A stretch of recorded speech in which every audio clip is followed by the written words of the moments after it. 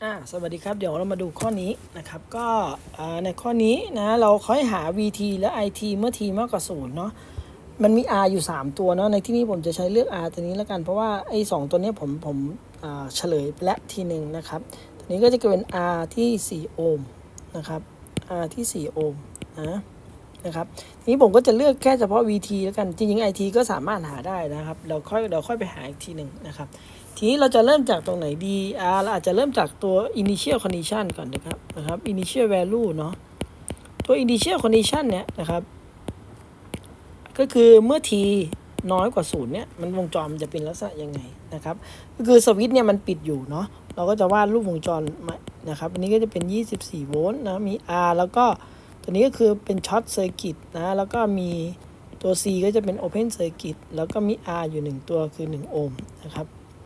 เพราะฉะนั้นตัวนี้คือ4โอห์มเพราะฉะนั้นตัวนี้ก็คือ IL ที่0ลบนะครับตัวนี้ก็คือเป็นบวกลบ VC ที่0ลบนะครับเพราะฉะนั้นตัวกระแสมันก็จะไหลจากตัวนี้มานี้มานี้เพราะฉะนั้นเราจะหาค่า I ที่0ได้แล้วนะครับ I สีดำแล้วกันนะครับI ที่0นะครับเพราะนั้น I ที่0ลบก็จะเท่ากับ24หารด้วย R 2ตัวอนุกรมกันก็คือ5นะครับก็จะได้ 4.8 แอมป์นะครับส่วน VC ที่0ลบเนี่ยก็จะเท่ากับแรงดันตกข้อมตัวนี้นะครับก็คือ V ที่1โอห์มนั่นแหละก็จะเท่ากับ RI คูณกับ R ก็ได้เป็น 4.8 โวลต์นะครับเราจะได้ initial condition แล้วนะครับทีนี้แล้วถัดมาจะหาอะไรหาเป็นsteady state ก็ได้นะครับนะเพราะฉะนั้นเราจะหาในที่นี้ผมจะใช้ V เนาะหา steady state นะ steady state หรือเราจะเขียนว่า V infinity ก็ได้หรือ V final ก็ได้นะครับ V final ก็ได้นะครับเพราะฉะนั้น V final ก็คือวงจรมันก็จะกลายเป็นลักษณะก็คือพอสับสวิตช์ออกมาแล้วนะครับจริงๆคือ T เข้าใกล้ infinity นั่นเองนะครับแรงจ่ายตัวนี้นะครับ L ก็เหมือนช็อตนะครับ C ก็ open อย่างนี้นะครับ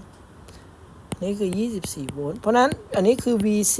ที่ infinity นะครับซึ่งเราจะพบว่าไม่มีกระแสไหลเห็นไหมพอมันไม่มีกระแสไหลก็ไม่มีแรงดันตกข้อมตัวนี้เพราะฉะนั้น VC ที่ infinity เนี่ยก็จะเท่ากับ VS เลยก็คือ24โวลต์นั่นเองนะครับเราได้ละ2ตัวนี้จริงๆเราสามารถหารูปแบบฟอร์มมันเนาะถ้ากรณีที่มันเป็น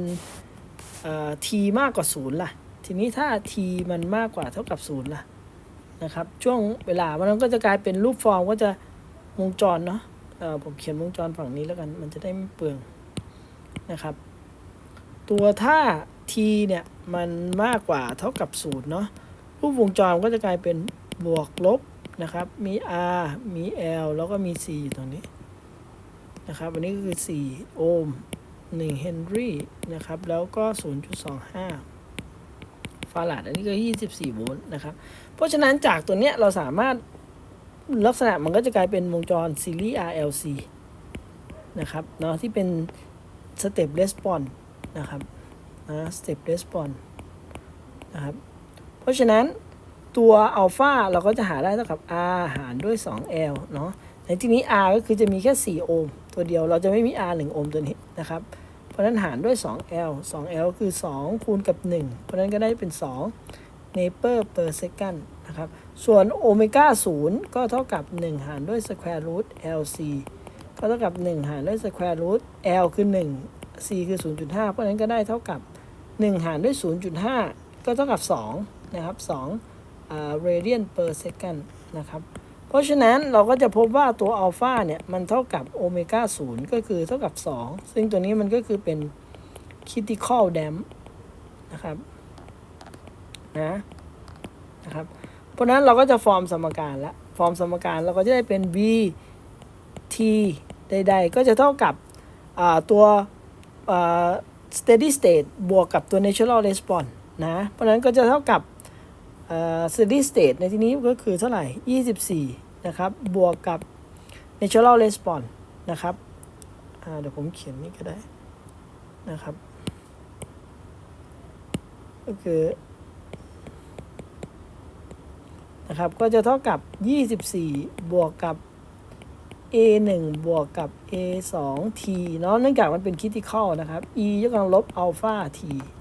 นะครับนะจากตัวสมการเนี้ยนะครับเราสามารถที่จะหาค่าเราจะต้องหาค่า a 1กับ a 2เนาะโดยจาก initial condition เพราะฉะนั้น v ที่0นะครับหรือ vc ที่0เนี่ยมันอันเดียวกันนะครับเพราะฉะนั้นเท่ากับอะไรครับเท่ากับ v ที่0เราได้เท่าไหร่4.8 เพราะฉะนั้นก็คือ 4.8 เท่ากับ24บวกกับ a 1บวกกับ0เนาะอันนี้ก็เป็น1นะครับเพราะฉะนั้นเราจะได้ค่า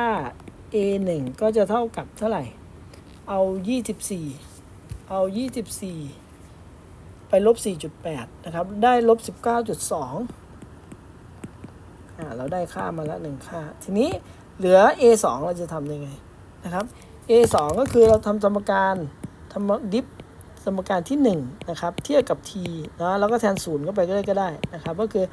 ก็จะกลายเป็นดิฟ24ได้0ดิฟก็คือหน้าดิฟหลัง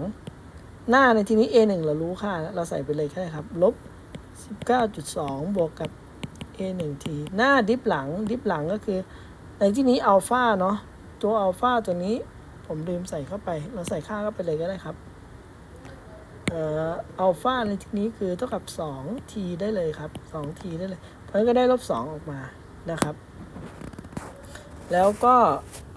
e ยกกำลังลบ 2t นะครับบวกกับหลังดิฟหน้าก็คือดิฟ a 1ได้0ดิฟนี้ก็ได้เป็น a 2ออกมานะครับเราแทน0เข้าไปแทนค่า0เข้าไปนะครับตัวนี้ก็จะกลายเป็น1นะนี่ก็จะกลายเป็น1ตัวนี้ก็จะกลายเป็น0นะครับเพราะฉะนั้นเราจะได้ฝั่งจากการดิฟก็จะได้เป็นไหนแล้วโอเค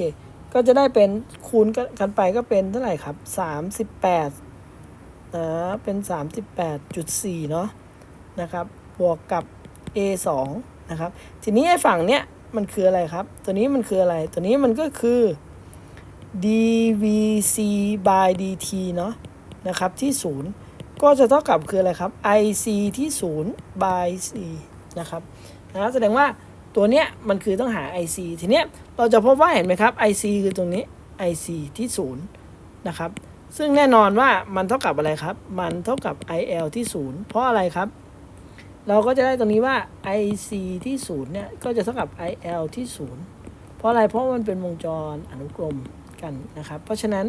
เราจะได้ il ที่0ได้เท่าไหร่ครับ 4.8 แอมป์ออกมาแล้วก็เอาตัวนี้ไปแทนในตัวนี้นะครับก็จะได้อะไรก็จะได้เป็น 4.8 หารด้วย c คือ 0.25 นะครับก็จะได้เท่าไหร่ก็คือคูณ4เข้าไปนั่นแหละนะครับนะเดี๋ยวผมกดเครื่องคิดเลขแป๊บหนึ่งซึ่งมันเท่ากับ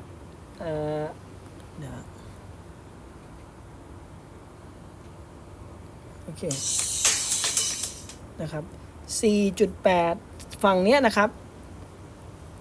แป๊บหนึ่งนะครับ 4.8 หารด้วย 0.25 ก็เท่ากับ 19.2 เท่ากับ 38.4 บวก a 2เพราะฉะนั้นย้ายข้างมาเราก็จะได้เป็น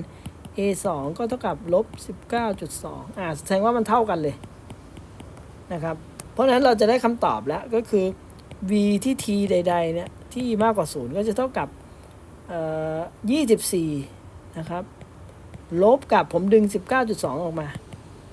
แล้วก็1บวกกับ t เนาะเราแทนค่าตัวนี้เข้าไปแล้วก็ e ยกกำลังลบ 2t เนาะเมื่อ t มากกว่า0นะครับเราจะได้คำตอบเป็น critical แล้วนะครับทีนี้ถ้าถามว่า t แล้ว t น้อยกว่า0เป็นเท่าไหร่ t น้อยกว่า0ก็คือเป็น 4.8 เนาะนะครับนั่นเองนะครับทีนี้เราสามารถเช็คคำตอบได้นะครับโดยในที่นี้ก็คือผมจะทำการ simulation เนาะเราก็เช็คคำตอบนะครับ simulation นะครับผมนี่คือเราเช็คคำตอบนะเช็คคำตอบนะครับโดยใช้ตัว